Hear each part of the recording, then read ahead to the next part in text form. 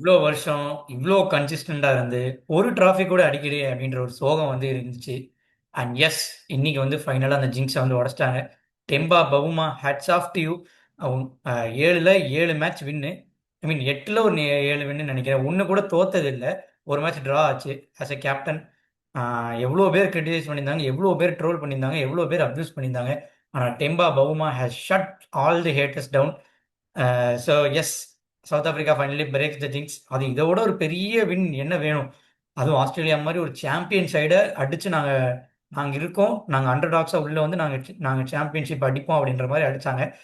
S, நம்ம போன ப்ரிவியூவில் சொன்ன மாதிரியே நம்ம வந்து டாஸ் ஜெயிச்சு பவுலிங் போட சொன்னோம். அதே மாதிரி சொல்லியிருந்தாங்க. ஏன்னா லார்ட்ஸோட ட்ரெண்ட்ஸ் அப்படி தான் இருந்திருக்கு. அண்ட் இனிஷியலி ஃபர்ஸ்ட் இன்னிங்ஸில் ஃபர்ஸ்ட் பேட்டிங் ஆஸ்திரேலியா பண்ணும்போது ஏகப்பட்ட ஸ்விங் இருந்துச்சு, ஓவர் காஸ்டாக இருந்துச்சு. அண்ட் ரபாடா, ககீசோ, ரபாடா என்ன மாதிரி பவுலிங்! கரெக்டாக எல்லாமே ஹார்ட் லென்த் அடிச்சாரு, குட் லென்த் அடிச்சாரு. பிச்சிலேருந்து எவ்வளோ ஹெல்ப் ஜென்ரேட் பண்ண முடியும் அவ்வளோ ஹெல்ப் ஜென்ரேட் பண்ணியிருந்தாரு. பாலை உள்ளேயும் எடுத்துகிட்டு வர முடியும், வெளியும் கொண்டு வர முடியும். 140க்கு மேலே பேஸ் போட முடியும் அப்படின் போது he has done it very well. And Usman Khawaja, I hope it's the time for him to retire. ஏன்னா ஒரு 3 சீரீஸா அவர் நல்லா ஆடவே இல்லை. நம்ம ப்ரிவியூலுமே சொல்லியிருந்தோம். எல்லாமே ஒரே மாதிரி தான் அவுட் ஆயிருந்தாரு. லைட்டா அவுட் சைட் ஆஃப் ஸ்டெம்ப். ஒரு அவுட் ஸ்விங்கர் கரெக்டா ஸ்டெம்ப் உள்ள இருந்து லைட்டா அவுட் சைட் ஆஃப் ஸ்டெம்ப் போன மாதிரி பால் வந்து போட்டிருந்தா அவர் அவுட் ஆயிடும். அதே மாதிரி ஆனாரு. குதிக்கிறாரு டிஃபென்ஸ் ஆடும்போது. எனக்கு என்னன்னு தெரியல, ஏன் அப்படின்னு தெரியல. அப்புறம் கால் வரணும், கால் வரவே மாட்டேங்குது, பேட் மட்டும் போகுது. அது மட்டும் இல்லாம ஆஸ்திரேலியா ஆன காம்பினேஷன் வந்து தப்பு. கிரீனுக்கு பதிலா ஒரு சாம் கான்சஸ் அடிக்கணும். It is always Green or Webster. 2 பேத்துல யாரோ ஒரு ஆள் தான் ஆடணும். சப்போஸ் கிரீன் வந்து பவுலிங் போடல அப்படின்னா டெஃபினட்டா சாம் கான்சஸ் ஆடணும். ஏன்னா ஆஸ்திரேலியாவுக்கு ஒரு முக்கிய ப்ராப்ளம் வந்து ஓப்பனிங் தான். மேட் ரென்ஷா ட்ரை பண்ணாங்க, ஸ்டீவ் ஸ்மித் ட்ரை பண்ணாங்க, டிராவிஸ் ஹெட் ட்ரை பண்ணாங்க, நேதன் மெக்ஸ்வீனி ட்ரை பண்ணாங்க. கடைசியா சாம் கான்சஸ் ஒரு மேட்ச் அடிச்சார். Okay, too early to judge him. ஆனா இருந்தாலுமே அவர் இருந்திருந்தா ஏதாவது சுத்தி சுத்தி சுத்தி ஒரு 30-40 ரன்ஸ் இன்னாட் பண்ணிருப்பாரு.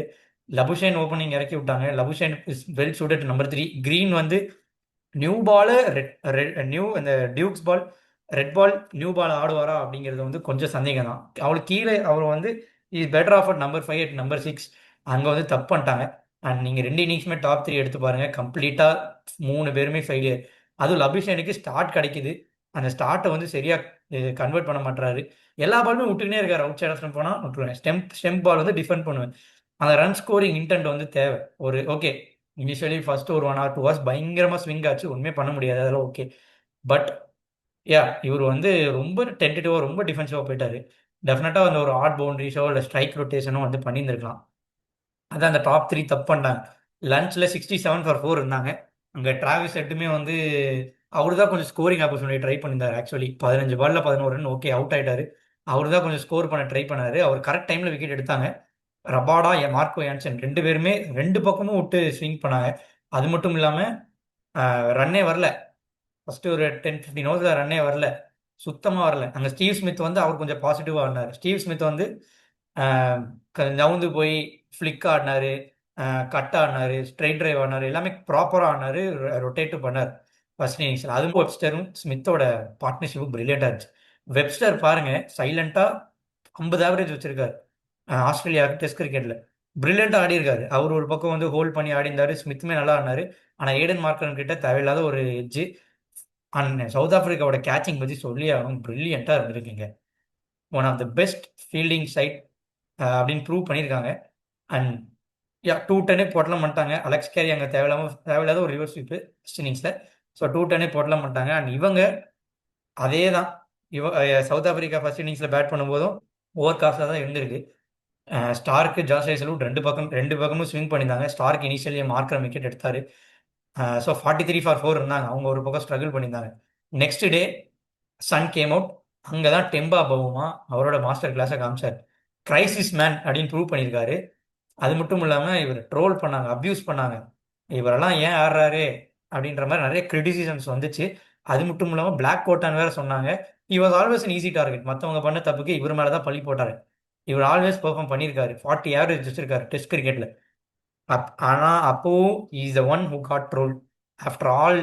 இந்த இவ்வளோ பண்ணதுக்கப்புறம் இங்கே 43க்கு 4 இருந்துச்சு. அங்கிருந்து அவரும் பெட்டிங்காமும் ஒரு நல்ல பார்ட்னர்ஷிப் ஃபிட் பண்ணினாங்க. ப்ரிவியூவில் சொன்ன மாதிரி பெட்டிங்கம் கிளாஸ் பிளேயர். அவர் எப்பவுமே ரன்ஸுக்கு தான் போவார். அதே மாதிரி ரன்ஸுக்கு போனார். அண்ட் நல்ல பொசிஷனில் இருந்தாங்க. ஓகே, பவுமா அவுட் ஆயிட்டார். செகண்ட் 36 ரனுக்கு அவுட் ஆயிட்டார். ஆனால் இருந்தாலுமே லஞ்ச் அப்போ 113க்கும் 121க்கு 5 இருந்தாங்க. நல்ல டீசெண்டான பொசிஷன். 43லேருந்து 4, 121 ஒரு குட் ரெக்கவரி. அங்கே வெயில் வந்தது, கொஞ்சம் ஈஸியர் டு பேட். அதுக்கப்புறம் லஞ்சுக்கு அப்புறம் I think South Africa went unlucky. ஏன்னா நீங்கள் பாருங்கள், இப்போ அந்த லஞ்சுக்கு அப்புறம் லேட்டாக ஸ்டார்ட் ஆச்சு, 15 மினிட்ஸ் லேட்டாக ஸ்டார்ட் ஆச்சு. ஏன்னா ரெயின். அதே மாதிரி ஓவர் காஸ்டாக இருந்துச்சு லஞ்சுக்கு அப்புறம். அந்த நாள் ஃபுல்லாகவே ஓவர் காஸ்ட் தான் இருந்துச்சு. நீங்கள் வந்து எடுத்து பார்த்தீங்கன்னா உங்களுக்கு தெரியும், அந்த டே ஃபுல்லாகவே ஓவர் காஸ்டாக தான் இருந்துச்சு. அதனால் அடுத்த ஒரு 10-15 ஹவர்ஸில் கம்ப்ளீட் அவுட் ஆகிட்டாங்க. அண்ட் அங்கே தான் Cummins is not just captain, is a leader. அதாவது ஃபீல்டுக்குள்ள 100%, 200% வந்து கொடுப்பாரு. ஓல்டு பால்ல பிரில்லியண்டா இந்த அளவுக்கு போடுற ஒரு டெஸ்ட் பவுலர் வந்து கமின்ஸ் தான். I rate Cummins greater than Starc. அதுக்கப்புறம் ஹேசல்வுட். கமின்ஸ் ஆல்வேஸ் இந்த ஓல்டு பால்லையும் எஃபெக்டிவ், நியூ பால்லையும் எஃபெக்டிவ். நல்ல பவுன்சர் வச்சிருக்காரு. 6 விக்கெட். கேம் ஆஸ்திரேலியா பக்கம் எடுத்துன்னு வந்துட்டார். அங்கே 138க்கு ஆல் அவுட் ஆயிட்டாங்க. 17 ரனுக்கு 6, 5 விக்கெட். அங்கேயே I thought match was over. Okay, இதுக்கு மேலே வந்து புல் பேக் பண்ணுறது ரொம்ப ரொம்ப கஷ்டம். டு பி ஹானஸ்ட், ரொம்ப ரொம்ப கஷ்டம் புல் பேக் பண்ணுறது. அங்கே தான் ககிசோ ரபாடா, மார்க்கோ யான்சன் திரும்ப நாங்கள் தான் வேர்ல்ட் கிளாஸ் பவுலர்னு ப்ரூவ் பண்ணாங்க. அண்ட் அகெயின் கவாஜா அதே மாதிரி அவுட் ஆனார். டைம் எய்தர் அவர் வந்து இப்போ சப்போஸ் அந்த அந்த ஒரு டெக்னிக்கல் ஃபால்ட்டை அவர் சரி பண்ணலை அப்படின்னா டெஃபினட்டாக ஹி வில் பி ஸ்ட்ரகிளிங். கால் நவுத்தியே ஆகணும். காலை நவுத்தாமல் ஆடுறாரு. அதனால தான் பும்ரா கிட்டே அவுட் ஆனார். அதே மாதிரி ரபாடா கிட்டே அவுட் ஆனார். காலை நவுத்துலன்னா வேலைக்கே ஆகாது. அது மட்டும் இல்லாமல் திரும்ப கிரீன் வந்து ரொம்ப டென்டேட்டிவ். முதல் பால் வந்து நின்று ஆனார். ஸ்டெம்புக்குள்ளே இருந்தான், கிரீஸ்க்குள்ளே இருந்தார். அடுத்த பால் ஒரு ஸ்டெப்பு முன்னாடி போனார். It was not at all necessary. இன்ன இடத்துலேருந்து ஆடி இருந்தால் கூட அந்த பால் கரெக்டாக நிக் ஆகாமல் கரெக்டாக போயிருந்திருக்கும். மிட் விக்கெட் மேலே அடிச்சிருப்பார். ஒரு காலம் முன்னாடி நவுத்தி அவரே ட்ராப் பண்ணிக்கிட்டாரு. அவர் கொஞ்சம் புவராக தான் அவுட் ஆனார். அது மட்டும் இல்லாமல் லபுஷேன் திரும்ப ஸ்டார்ட் கட்ஸ் அவர் அவுட் ஆனார். With the field he's giving is 100-120%. But with the bat he has disappointed lot. Run scoring opportunity நிறைய மிஸ் பண்ணியிருந்தார். Again Travis one more disappointment. 66க்கு 7 அங்கே. அப்பவும் நின்னது பாருங்க. ஸ்மித் கொஞ்சம் டீசெண்டாக ஆடினாரு. ஸ்மித் ஆல்வேஸ் செகண்ட் இன்னிங்ஸ் கொஞ்சம் ஃபெயிலியர் தான். பட் ஸ்மித் ஃபர்ஸ்ட் இன்னிங்ஸில் அவர் பிரில்லியண்டாக ஆடினார். டெஃபினட்டாக செகண்ட் இன்னிங்ஸில் எய்தர் ஆஃப் த டாப் 4 யாராவது ஒரு ஆள் நின்று ஆடி கொடுத்துருக்கணும். அதுவும் லாஸ்ட் செஷன் லாஸ்ட் செஷன் நீங்கள் எடுத்து பார்த்தீங்கன்னா ரொம்ப ரொம்ப ரொம்ப ரொம்ப சன்னியாக தான் இருந்துச்சு. ரொம்ப சன்னியாக இருந்துச்சு லாஸ்ட் செஷன். ஸோ டெஃபினட்டாக வந்து அவங்க நின்று ஆடி இருந்திருக்கலாம். அந்த டீ பிரேக் அப்புறம் பிச் கொஞ்சம் ஈஸ் அவுட் ஆன மாதிரி, லைட்டாக ஈஸ் அவுட் ஆன மாதிரி இருந்துச்சு. சன்னியாகவும் இருந்துச்சு. லுங்கி இங்கேடி வேரியேஷன்ஸ் அண்ட் இன்ஸ்விங்கர்ஸ் டெஃபினட்டாக யூஸ் ஆச்சு. அண்ட் ரபாடா யான்சனோட லுங்கி இங்கேடி தான் அந்த கேமை திரும்ப வந்து ப்ராட் பேக் பண்ணார். ஏன்னா ஃபர்ஸ்ட் இன்னிங்ஸில் நிறைய ரன்ஸ் லீக் பண்ணிட்டார். செகண்ட் இன்னிங்ஸில் நான் தான் அங்கரா தீவல் அப்படின்ற மாதிரி பிரில்லியண்ட்டாக வந்து போட்டார். என்னையா டவுட் பண்ணீங்க அப்படின்ற மாதிரி பிரில்லியண்ட்டாக அந்த ஸ்மித் விக்கெட் எடுத்தார். அடுத்த செகண்ட் டிராவிஸ் ஹெட் விக்கெட் எடுத்தார். Alex Carey is very very under rated batsman. Always a crisis man. அவரு தான் இந்த லாஸ்ட் செஷனில் 43 ரன் எக்ஸ்ட்ரா ஆட் பண்ணி கொடுத்துருந்தாரு. எப்போலாம் அந்த மாதிரி குரூசல் டைம்ஸ் சுச்சுவேஷன் இருந்துச்சோ அப்போ தான் அலெக்ஸ் கேரி ஸ்டெப் அப் பண்ணி வின் பண்ணி கொடுத்துருக்காரு. நல்லா அடிச்சு கொடுத்துருக்காரு. 2019 வேர்ல்டு கப் அதே தான். அண்ட் ஆஸ்திரேலியாவுக்கு பிஜிடிலையுமே அதே தான். அந்த மாதிரி நிறைய மேட்ச் கிளச்ச மேட்ச் ஆடி கொடுத்துருக்காரு. அண்ட் அடுத்த நாள் it was south Africa third day. நல்ல வெயில். சுத்தமாக பிச்சு வந்து ஈஸ் அவுட் ஆச்சு. பயங்கரமாக ஈஸ் அவுட் ஆச்சு. எப்போவுமே ஓவர் காஸ்டாக இருந்துச்சுன்னா உங்களுக்கு அந்த ஸ்விங் இருக்கும். ஏன்னா பிச்சர் கொஞ்சம் மாய்ஸ்சர் இருக்கும். வெயில் அடிச்சதுன்னா ட்ரையாக இருக்கும். அண்ட் பேட்ஸ்மேன் ஃப்ரெண்ட்லியாக இருக்கும். Always second and third days best batsman ஃப்ரெண்ட்லியாக இருக்கும். அதே மாதிரி pitch has flatten up a bit அந்த தேர்ட் டே ஃபர்ஸ்ட் செஷன். அங்கே வந்து ஸ்டார்க்கு நான் வித் த பால் மட்டும் இல்லை, வித் த பேட்லையுமே ஒரு கிளச் வந்து பண்ணி கொடுத்துருந்தாரு. வித் த பால் நீங்கள் பாருங்கள், ரெண்டு இன்னிங்ஸுமே பிரில்லியண்டாக போட்டார். வித் த பேட் 50 அடிச்சு கொடுத்துருக்காரு. Everyone knows he is capable of giving 40-50 runs in test cricket. அங்கே தான் டெய்லண்டர்ஸோட இம்பார்ட்டன்ஸ் டெஸ்ட் கிரிக்கெட்டில் வந்து தெரிய வரும்.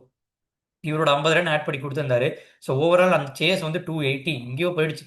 I thought match was over. ஆனால் அங்கே வெயில் அடிச்சது ஓவர் காசாக இல்லாமல் இருந்ததுன்னா ஒரே ஒரு hope. And the only thing which Proteas wants to do இந்த சேஸ் வந்து பி பாசிட்டிவ். அடிங்க, ரன்ஸ் அடிச்சுனே இருங்க. விக்கெட்ஸ் விடாமல் ரன்ஸ் அடிச்சுட்டே இருங்க. ரொம்ப டென்டேட்டிவாக போகாதீங்க. ஃபர்ஸ்ட் இன்னிங்ஸில் நம்ம 43-4 அந்த ஒரு செஷன் நீங்கள் எடுத்து பாருங்கள். முல்டர் ரொம்ப ரொம்ப ரொம்ப ரொம்ப டென்டேட்டிவாக இருந்தார். ரொம்ப டிஃபென்சிவாக இருந்தார். அந்த முல்டர் மட்டும் இல்லை, மொத்தமாகவே எல்லாமே டிஃபென்சிவாக இருந்தாங்க. ஓகே ப்ளே அவுட் பண்ணிடலாம், நெக்ஸ்ட் டே பார்த்துக்கலான்ற மாதிரி இருந்தாங்க. அண்ட் இங்கே 280 நீங்கள் சேஸ் பண்ணுறீங்கன்னா பிச் வந்து போக போக உங்களுக்கு இந்த ரஃப்னஸ் கிரியேட் ஆகும். அதே மாதிரி ஃபுட் மார்க்ஸ் 4 நாள் ஆடின ஃபுட் மார்க்ஸ் இந்த பிச்சில் வந்து கிளியர் பிச்சில் வந்து இருக்கும். அந்த ஃபுட் மார்க்ஸில் பட்டால் பால் கண்டபடிக்கு டர்ன் ஆகும், ரிவர்ஸ் ஆகும். ரஃப்னஸில் பட்டால் ரிவர்ஸ் ஆகும், உள்ளே வரும் பால். ஸோ அந்த மாதிரி நிறைய நடக்கும். அப்படிங்கிறனால பாசிட்டிவா ஆடணும். Positive cricket is only way to approach a target like 280. You can't be delaying on day 5. அதான் மார்க்கரமும் ரிக்கில்டன் இனிஷியலி குட் ஸ்டார்ட், ஆனால் டிசப்பாயிண்ட். காலை நவுத்தாம ஒரு ஷாட் பேட்டை மட்டும் விட்டாரு. அண்ட் அண்ட் அங்கே தான் மார்க்கரம் கிளாஸ் பிளேயர். சோக்கரம்னாங்க, மார்க்கரம் வந்து த வேர்ஸ்ட் பிளேயர்னாங்க, என்னென்னமோ ட்ரோல் பண்ணியிருந்தாங்க. அண்ட் மார்க்ரம் செஞ்சுரி அடிச்சு காமிச்சார். அதுவும் ஆத்தென்டிக் கிரிக்கெட் ஷாட்ஸ் எல்லாமே. அதுவும் நான் நோட் பண்ண விஷயம் என்னன்னா, அவர் பேக் ஃபுட்ல கரெக்டாக போய் நின்னுந்தார். ஓகே, லியான் வராரா, நான் பேக் ஃபுட்ல போய் கட் ஆடுவேன், பஞ்ச் பண்ணுவேன், சிங்கிள் ஓடுவேன். ஹேசல்வுட் வராரா, நான் ஃப்ரண்ட்டை போய் டிரைவ் ஆடுவேன். பேட் கமின்ஸ் வராரா, ஓகே பவுன்சர் தான் போடுவார், நான் கண்ட்ரோல்டு புல் ஷாட்டு வச்சிருக்கேன், அதையும் நான் ஆடுவேன். அப்படின்னு மாதிரி கிளீனாக நாக்கு வந்து செட் அவுட் பேஸ் பண்ணி எடுத்துட்டு போயிட்டாரு. 130 ரன், 120 ரன் அவரு மட்டுமே அடிச்சு கொடுத்துருக்காங்க. மேட்ச் ஆல்மோஸ்ட் சீல் பண்ணி கொடுத்து தான் போனார். அண்ட் அங்கே crisis man Temba Bavuma again came to the rescue. அந்த ஒரு விக்கெட் எடுக்க முடியாமல் ஆஸ்திரேலியா திணறிந்தாங்க. பிச்சுமே ஈஸ் அவுட் ஆச்சு. டெம்பா பவுமா அகெயின் செகண்ட் இன்னிங்ஸில் அவரோட மாஸ்டர் கிளாஸை காமிச்சாரு. ஹாம்ஸ்ட்ரிங்கோட விளாண்டார். ஹாம்ஸ்ட்ரிங்கோட விளாடி ஓகே இட்ஸ் ஓகே, நான் வந்து நிற்கிறேன், நான் வந்து ஸ்கோரிங் ஆப்பர்ச்சுனிட்டி கிடச்சா விட மாட்டேன், வில் கீப் பாசிட்டிவ். முல்டருமே டீசெண்டாக ஆடினாரு செகண்ட் இன்னிங்ஸில். நான் வந்து பாசிட்டிவாக ஆடுறேன், நான் வந்து விக்கெட்ஸ் ஆஸ்திரேலியா கொடுக்கவே மாட்டேன், நான் வந்து பஞ்ச் ஆடுவேன், கட் ஆடுவேன், அதே மாதிரி நான் சிங்கிள்ஸ் டபுள்ஸ் கிடைக்கிற சான்ஸை நான் எடுத்துக்கிட்டே இருப்பேன். அண்ட் அண்ட் டே பிளேஸ் முடியும் போது ஆஸ்திரேலியா மூஞ்சில டெஸ்பரேஷன் தெரிஞ்சது. கமின்ஸ் மூஞ்சில டெஃபினட்டாக இந்த first time I am seeing Cummins மூஞ்சில இவ்வளோ ப்ரெஷர், இவ்வளோ டெஸ்பரேஷன் வந்து தெரிஞ்சது நான் வந்து பார்த்தேன். டெஃபினட்டாக நேத்தான் லயனுமே டிசப்பாயிண்ட் பண்ணிட்டாரு, ஹேசல்வுட் டிசப்பாயிண்ட் பண்ணிட்டாரு. அதான் போல்ட் மாதிரி ஒரு பிளேயர் ஆடி இருந்திருக்கலாம். ஓல்டு பால்லையுமே எஃபெக்டிவ். ஹேசல்வுட்டோட எஃபெக்டிவ்னஸ் ஓல்டு பாலில் கொஞ்சம் குறைவாக ஆகிருக்கு, இதுதான் வந்து உண்மை. அண்ட் எஸ், ப்ரோட்டீஸ் ஆல்மோஸ்ட் அந்த 69 ரன்ஸ் தான் லாஸ்ட் நாளில் வர வேண்டியது. இவ்வளோ நாள் தவம் அந்த 69 ரன்னு. ஒரே விக்கெட் விட்டாங்க இனிஷியலி, பவுமா அவுட் ஆனார், பரவாயில்ல. ஆனால் மார்க்கரம் கடைசி வரைக்கும் நின்று என்ஷோர் பண்ணி நான் ஜெயிச்சு கொடுக்குறேன்னு வந்தார். பெட்டிங்கம் லைட்டாக ஸ்டப்ஸ் அவுட் ஆனோடனே ஒரு ட்ரிக்கியர் சுச்சுவேஷனில் வந்தார். அவருமே வந்து அவரோட ஷாட்ஸை பேக் பண்ணார். ஸ்டப்ஸ் கிட்ட நான் பார்த்த ஃபெயிலியர் வந்து அவரோட ஷாட்ஸை அவர் பேக் பண்ண மாட்டாரு. ரொம்ப ரொம்ப ரொம்ப டிஃபென்சிவாக போறாரு. அவரோட கேம் அவர் நேச்சுரல் கேம் ஆடணும். அவரோட அன்ஆர்த்தடாக்ஸ் ஷாட்ஸ் ஓகே பரவாயில்ல, ஆடி பார்த்துடணும். ஆனால் அது பார்க்கவே இல்லை. ரொம்ப ரொம்ப ஷெல்லுக்குள்ளே போய் ஆடிட்டாரு, அதான் பிரச்சனை. But overall hats off to Proteas. இதை விட பெட்டர் வின் வந்து கிடைக்காது. எல்லாருமே கான்ட்ரிபியூட் பண்ணியிருக்காங்க. ஃபீல்ட்லையுமே வந்து சரி, with the bat with the ball. I I hope நான் வந்து ரபாடாக்கு ஒரு மேன் ஆஃப் த மேட்ச் கொடுத்துருப்பாங்கன்னு நினச்சேன். ஏன்னா செகண்ட் இன்னிங்ஸில் கேம்குள்ளே கூட்டின்னு வந்தது ரபாடா மட்டும்தான். ஏன்னா இல்லைன்னா கேம் வந்து எங்கேயோ போயிருக்கும். ஆஸ்திரேலியா வந்து 350 400 அடிச்சிருப்பாங்க. குரூசியல் விக்கெட்ஸ் வந்து இனிஷியல் ஸ்பெல்ல எடுத்து கொடுத்தாரு. அப்படிங்கிறனால ரபாடா அவர் ஓகே இட்ஸ் ஓகே. மார்க்கரம் அவரோட மாஸ்டர் கிளாஸ் இன்னிங்ஸு. அது மட்டும் இல்லாமல் இந்த அளவுக்கு ஒரு கிளாஸ் பிளேயரை நான் பார்த்ததே கிடையாது. பஞ்சு, அதாவது கண்ட்ரோல் புல் ஷாட். எனக்கு அவர் ஆடின அந்த புல் ஷாட் தான் எனக்கு ரொம்ப பிடிச்சது. அந்த ஷார்ட் பால் பிளா யூஸ் பண்ணாங்க, ஆனால் அவர் கண்ட்ரோல் பண்ணி புல் அடிச்சார். அது மட்டும் இல்லாமல் அந்த ஃப்ளிக்கு பிரில்லியண்டாக ஆடுறாரு. One of the finest players. இவர் ஆடுறத பார்க்க நல்லா இருக்கும். எப்படி நம்ம இந்தியாவில் கேஎல் ராகுல் சொல்கிறோமோ அதே மாதிரி மார்க்கரம் கெட்ஸ் கோயிங்னா it will be very very good. So இவ்வளோ வருஷம் தான் சவுத் ஆஃப்ரிக்கா ஃபைனலி அந்த டிராஃபி ஜிங்ஸை முடிக்கும் போது ரொம்ப ரொம்ப சந்தோஷமா இருக்குது பார்க்குறதுக்கு. பிச்சு ஈஸ் அவுட் ஆச்சு. இங்கே இங்கே உங்கள் ஒரு டாக்டிக்கல் எரர் நான் பார்த்தேன். ரஃப் நேதான் லைனுக்கு கொஞ்சம் டேர்ன் கிடச்சிது. ஏன்னா பிச்சில் வந்து ஃபுட் மார்க்ஸ் அதிகமாக இருந்ததுனால டேர்ன் கிடச்சிது. அங்கே தான் ஐ ஃபீல் அவங்க ட்ரிக்கு மிஸ் பண்ணிட்டாரு கமின்ஸ். டெஃபினட்டாக இன்னொரு எண்டில் பேசுகிற போடுறதுக்கு பதில் டிராவிஸ் ஹெட்டுக்கு ஒரு 7-8 ஓவர்ஸ் கொடுத்துருக்கலாம். இல்லைன்னா மார்னஸ் லபூஷனை கொடுத்து தில்லுக்கு துட்டு ஓகே விக்கெட் விழுக மாட்டேங்குதா, ஒரு லெக் ஸ்பின்னர் போடலாம், at least he could take the ball away from the batsman. So அதை ட்ரை பண்ணியிருக்கலாம், அது பண்ணவே இல்லை. ஏன் பண்ணலன்னு தெரில. So and Beau Webster has disappointed with the bowling. சுத்தமாக பவுலிங் வந்து நல்லா போடவே இல்லை பவு வெப்ஸ்டர். ஃப்ரீ பீஸ் கொடுத்துட்டே இருந்தார், ஈஸி சிங்கிள்ஸ் விட்டுட்டே இருந்தார், டிஃபென்சிவாக இருந்தார். ஃபீல்ட் செட்டுமே இன்னைக்கு ரொம்ப டிஃபென்சிவாக இருந்துச்சு. Yes, this is how test cricket goes. South Africa finally broke the jinx. இன்னொரு விஷயம் நான் வந்து சொல்லணும். மேட்ச் ரிவ்யூ தாண்டி ஒரு விஷயம். WTC ஃபைனல்ஸ் இனிமேல் இங்கிலாந்துலேயே வைங்கப்பா. Neutral venue. அந்த ரெண்டு டீம்ஸ் வந்து இங்கிலாந்து பிளேயர்ஸ் கிடையாது, இங்கிலாந்து டீம் கிடையாது. ஆனால் இருந்தாலுமே crowd ball by ball cheers பண்ணாங்க. ஓகே ஆஸ்திரேலியாவுக்கு ஹேட் வாட்ச் பண்ணாங்களா இருக்கட்டும், பால் பை பால் ஆஸ்திரேலியா பிளேயர்ஸ்க்குமே சியர் பண்ணாங்க, சவுத் ஆப்பிரிக்கன் பிளேயர்ஸ்க்கு சியர் பண்ணாங்க. அந்த மார்க்ரம் கொடுத்த ஸ்டாண்டிங் ஓவேஷன்லாம் லிட்டரல் கூஸ் பம்ப்ஸ். ஸோ இந்த மாதிரி ஒரு க்ரௌட் நம்ம இந்தியாவில் எக்ஸ்பெக்ட் பண்ண முடியாது. அதனால இனிமேல் வந்து WTC ஃபைனல்ஸ் லார்ட்ஸ்லயோ இல்லை இங்கிலாண்ட்லயோ வைங்க. லார்ட்ஸ்ல அந்த அந்த வாஸ்ட் ட்ரெஸ்ஸிங் ரூம்லேருந்து நீங்கள் நடந்து வந்து இப்படி உள்ள நடந்து வந்து அங்கே நீங்கள் பிச்சுக்குள்ளேருந்து அப்படி பிச்சை நீங்கள் தொட்டு கும்பிட்டு பின்னாடி நீங்கள் சுற்றி பார்த்தீங்கன்னா அங்கே ஃபுல்லாக க்ரௌட்ஸ் இருப்பாங்க. அந்த க்ரௌட் எல்லாருமே எந்திரிச்சு உங்களுக்கு கை தட்டுவாங்க. அதுவும் லாங் வாக் போன அந்த பிச்சுக்கு அங்கே போயிட்டு உங்கள் கார்டு எடுத்து நீங்கள் முதல் பால் பேட்டில் டிஃபெண்ட் வாங்குறீங்கன்னா அதோட ஒரு பெஸ்ட் ஃபீலிங் கிடையாது. ஆஸ் அ பவுலரா நீங்க வந்து 4 ஸ்லிப்பு நிக்க வச்சு பாலை வந்து வெளியே கொண்டு போய் நிக் வாங்கி ஒரு ஸ்லிப்ல கேட்ச் முடிச்சு அதை அந்த கிரவுட் ஸ்டாண்டிங் ஓவேஷன் பண்றது இதை விட ஒரு பெஸ்ட் ஃபீலிங் பவுலருக்கு கிடையாது. Yes, test cricket in England அந்த க்ரௌடு, அது மட்டும் இல்லாம அந்த சியர், அந்த அப்ளாஸ், இது எல்லாமே வந்து ப்ரைஸ்லெஸ். இத்தனைக்கும் இட்ஸ் அ நான் இங்கிலாந்து கேம். டெஃபினட்டா வந்து இட்ஸ் அ பிரில்லியன்ட் க்ரௌட். இந்த ஒரு க்ரௌட் தான் டெஸ்ட் மேட்ச் வந்து ரிவைவ் பண்ணுது. So long live test cricket. Test cricket வந்து காலம் ஃபுல்லாக அழியாமல் பார்த்துக்கோங்க. ஏன்னா இந்த மாதிரி ஒரு ஓவர் காஸ்ட் கண்டிஷன்ஸில் ஒரு போலர் ஸ்டீமிங் இன் மிச்சர் ஸ்டீமிங் இன் அங்கிருந்து ஒரு பால் நிக் வாங்கி ஃபர்ஸ்ட் ஸ்லிப்ல கேட்ச் பிடிச்சது, இல்லை முதல் பால் ஒரு பேட்ஸ்மேன் கவர் டிரைவ் ஆடி பவுண்டரி அடிக்கிறது. இதுதான் இந்த எவ்வளோ அன்ஆர்த்தடாக்ஸ் ஷாட்ஸ். நீங்க ஸ்கூப் ஆடுங்க, இல்லைன்னா நீங்க வந்து ரிவர்ஸ் ஸ்வீப் ஆடுங்க, என்ன வேணா ஆடுங்க. ஆனா nothing could beat what a cover drive gives. அந்த பிளிஸ், அந்த பேட்டோட மிடில் பட்டு தெரிச்சிட்டு போறது, இதெல்லாம் no feeling can give. And test cricket at England டெஃபினட்டா வந்து பிரில்லியண்டா இருந்திருக்கு. அது மட்டும் இல்லாம இந்த ஹாட் ஸ்டார்ல பார்க்கும்போது அங்க இருக்கிற இங்கிலாந்தோட ஏர் குவாலிட்டி, அங்க இருக்கிற இங்கிலாந்தோட ஏர்ஸ், ஸ்மூத்னஸ், இது எல்லாமே வந்து it has given a blissful test feeling. Yes, இந்த மாதிரி நிறைய வீடியோஸ் பார்க்கணும், சப்ஸ்கிரைப் பண்ணிக்கோங்க. சவுத் ஆப்பிரிக்காவுக்கு ஒரு ஜிங்ஸ் முடிஞ்சது. அண்ட் எஸ், அடுத்த ஒரு வீடியோவில் சந்திப்போம். Bye by.